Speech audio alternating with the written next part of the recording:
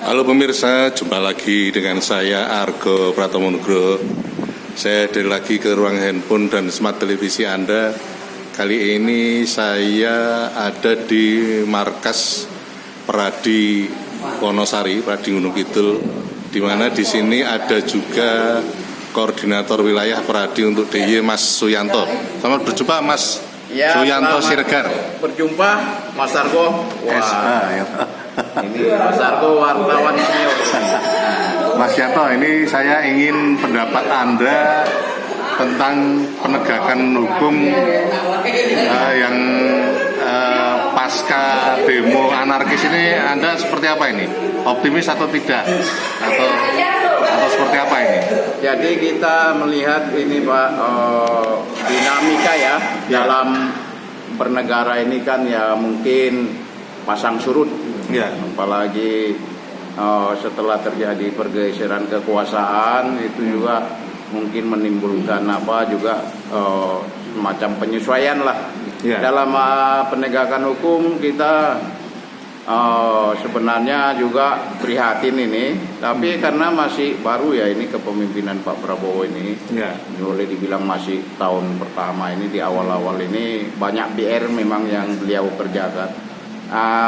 Namun sebagaimana teori Friedman itu yang kita ketahui itu bahwa dalam hukum itu ada dikenal struktur hukum, ada dikenal substansi dan juga budaya hukum. Ini bagaimana terkait struktur hukum sekarang ini kan kita ada hubungannya dengan antara penegak hukum itu sendiri ya. Yang kita lihat bagaimana saat ini banyak terlibat juga kasus-kasus itu ya yang sedang diproses begitu. Bagaimana juga dengan substansi hukumnya, maksudnya peraturan perundang-undangan ini juga banyak berubah dan juga belum optimal implementasinya, banyak yang masih tumpang tindih. Artinya di sini antara misalnya satu dengan yang lain tumpang tindih. Makanya kita di sini sebagai advokat juga mempunyai kewajiban untuk melakukan semacam advokasi atau penyuluhan, termasuk ini dalam akibat daripada dampak daripada demo-demo kemarin ini. Kita juga sebenarnya melakukan sosialisasi terhadap pihak-pihak yang merasa dirugikan, misalnya ya melalui PBH Peradi Wonosari ini juga. Mungkin kalau ada yang minta bantuan hukum, kita juga siap begitu. Itu akibat akumulasi saya kira ini yang terkait juga dengan situasi dan kondisi ekonomi ini Pak. Jadi semua itu memuncak sehingga ibarat bisul ya, pecah begitu, sehingga kita tidak lagi rasional memahami siapa lawan siapa kawan, sehingga di sini ini yang demo-demo tersebut juga banyak melibatkan, kita sayangkan itu pelajar misalnya, mahasiswa yang jadi korban bahkan ya. Inilah yang kita sangat sayangkan sebenarnya. Dalam kondisi saat ini kita sangat perlu evaluasi. Jadi untuk penegakan hukum itu sendiri kita sebenarnya sepakat tidak untuk represif ya. Tapi bagaimanapun itu kan situasi ini kan juga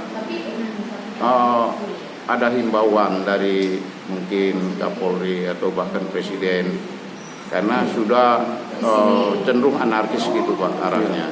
Kita sebenarnya juga ya dari sisi penegakan hukum ini komitmen lah apapun itu, bahwa apabila ada korban yang menimbulkan apalagi korban jiwa, itu juga kita secara hukumnya hak-haknya wajib untuk didampingi dan harus juga diusut tuntas seperti yang sudah terjadi ini yang di Jakarta itu ya, yang atas nama korban Afwan itu kan sudah ditindak itu Pak, yang atas nama Brimob itu ya Kosmas ya.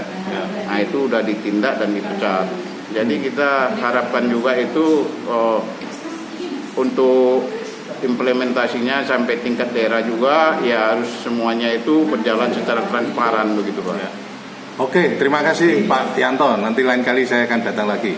Matur nuwun Mas. Iya, terima kasih Pak Argo. Kami tetap waktu ini sebagai advokat juga tetap menjalankan peran dan fungsi kami sebagai bagian penegak hukum, karena apapun itu yang terjadi ya negara ini tetap harus ada begitu ya. Supremasi hukum itu ya. Supremasi hukum itu harus ditegakkan.